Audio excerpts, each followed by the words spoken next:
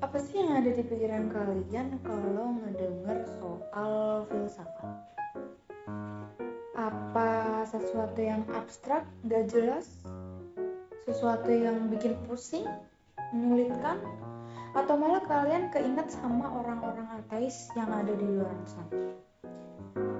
Kalau kayak gitu, berarti pemikiran kalian tentang filsafat itu masih salah.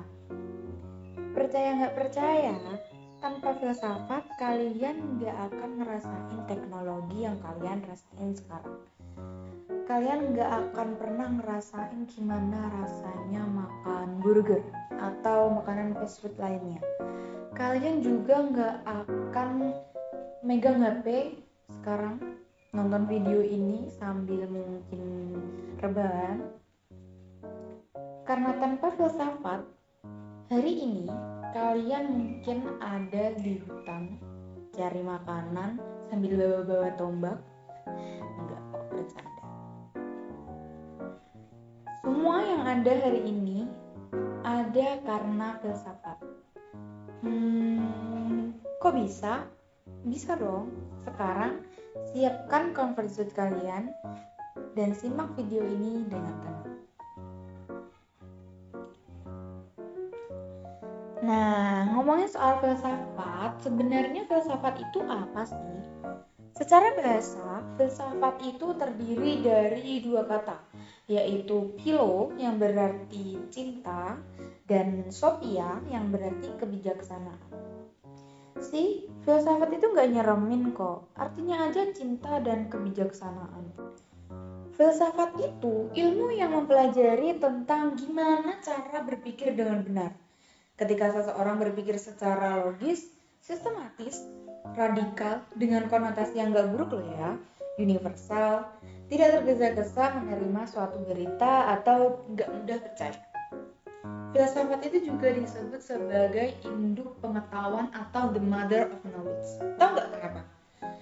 Karena filsafat mengeluarkan berbagai ilmu pengetahuan.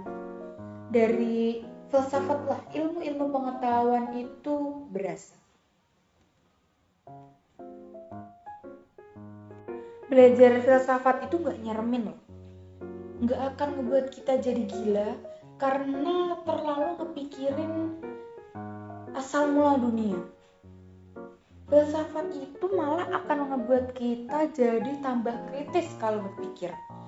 Ketika kita ngedapetin info, kita gak akan dengan mudah percaya. Dan kita juga gak akan ketipu tuh sama berita-berita hoax di luaran sana. Belajar filsafat itu banyak banget manfaatnya. Ngomongin soal filsafat, kalian tahu gak gimana filsafat itu lahir? Dulu, sewaktu abad ke-6 sebelum Masehi, zaman itu disebut sebagai zaman mitologi. Zaman ketika manusia masih percaya sama mitos-mitos. Manusia belum memaksimalkan logikanya waktu itu. Terus ada seorang traveler. Iya, traveler. Waktu itu udah ada traveler. Pada zaman itu menyadari kalau apa yang selama ini dipercaya manusia itu cuma mitos yang gak logis, yang gak bisa dinalar. Dia mulai berpikir gimana caranya dunia ini mulai terbentuk. Dan pada akhirnya dia sadar kalau air adalah sumber kehidupan. Tanpa air, makhluk hidup gak akan bisa hidup. Nah, dari pemikiran itu tuh filsafat lahir. Orang yang berpikir seperti itu, traveler itu adalah Thales.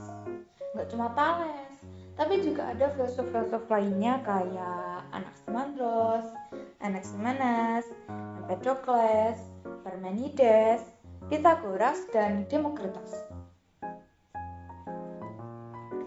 Terus pada masa Yunani klasik ada 3 filsuf yang punya pemikiran hebat, yaitu Aristoteles dengan realismenya, Socrates dengan kebijakannya, dan Plato dengan idealismenya. Mereka bertiga tuh punya pemikiran yang hebat banget.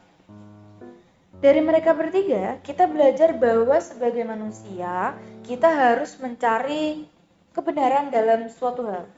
Dan gak mudah percaya sama sesuatu tanpa ada bukti. kita juga harus berprogres menjadi lebih baik dan hidup selalu memiliki tujuan yang bisa digapai secara bersama-sama dengan berbekal ilmu pengetahuan.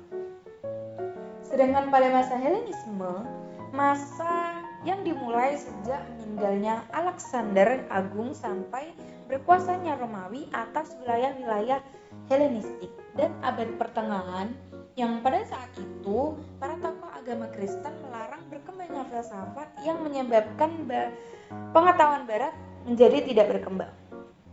Nah, pada masa ini nih, tokoh-tokoh agama Islam banyak banget yang mempelajari filsafat loh, seperti Ibnu Sina, Al-Kindi, Ar-Razi, Al-Farabi, Ibn As-Saffah, Al-Ghazali, dan masih banyak lagi. Masa inilah yang membuat Islam jadi berkembang pesat, melebihi Barat bahkan. Bahkan orang-orang Barat tuh sempat belajar di Timur, belajar sama orang-orang tokoh-tokoh agama Islam. Nah, kalian udah lihat kan, tokoh agama Islam aja juga mempelajari filsafat loh. Dengan begitu, kita bisa belajar bahwa seharusnya kita enggak melarang atau menolak suatu pengetahuan, tapi menerimanya dan mempelajarinya sesuai dengan kaidah yang kita miliki. Kayak kalau di agama Islam, kita belajar filsafat dengan berpedoman dengan Al-Quran. Gimana? Asik kan belajar filsafat? Gak perlu takut kalau kalian akan jadi gila atau malah jadi orang ateis. Gak akan kok, itu cuma rumor. Belajar filsafat itu malah akan menambah keimanan kita. Kok bisa ya? Bisa dong. Pelajaran-pelajaran filsafat itu mengajarkan akan kebesaran Tuhan. Kebesaran Tuhan yang saking besarnya gak bisa kita nangkep. Semuanya tergantung pada diri kita masing-masing. Kalian bisa coba belajar sedikit aja tentang filsafat dan kalian akan merasakan betapa serunya belajar filsafat. Terima kasih semuanya sudah nonton video ini sampai sini. Keep healthy and stay curious. Bye bye.